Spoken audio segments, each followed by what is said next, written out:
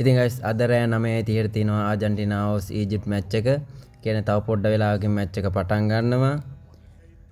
මෙන්න මේ නම්බර්ස් දෙකෙන් එකකට ඔයාලට පුළුවන් කෝල් කරලා හරි WhatsApp message එකක් දාලා හරි deposit and withdrawal 1xbet melbet ඕනම betting platform එකකට දාගන්න.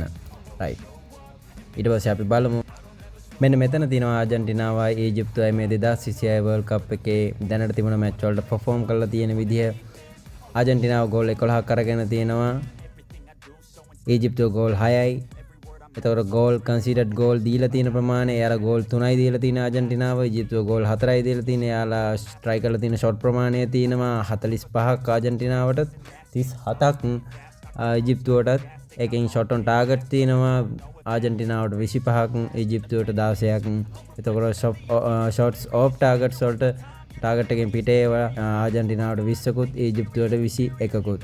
ඊට පස්සේ බ්ලොක් ෂොට්ස් තියෙනවා ආජන්ටිනාවට 11ක් ඊජිප්තුවට 25ක්. මෙතන බ්ලොක් ෂොට්ස් කියන්නේ මෙතන ඩිපෙන්ඩර්ස්ලා බ්ලොක් කරපු ෂොට්ස් ප්‍රමාණය.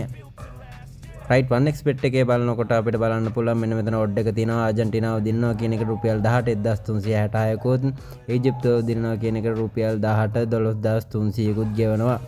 x එක එතකොට ඩ්‍රෝ වීමේ ප්‍රතිශතයට රුපියල් 4,000 රුපියල් 18 රුපියල් 4,940ක් ගෙවනවා. රයිට් එතකොට මෙන්න මේ විදිහට තමයි මෙයාලගේ ඩ්‍රෝ එකට ඊට පස්සේ විනින් එකට හැදිලා තියෙන්නේ ඔඩ් එක. එතකොට ආජන්ටිනාව දිනනවා කියන එකෙන් තමයි මේ මැච් එක යන්නේ.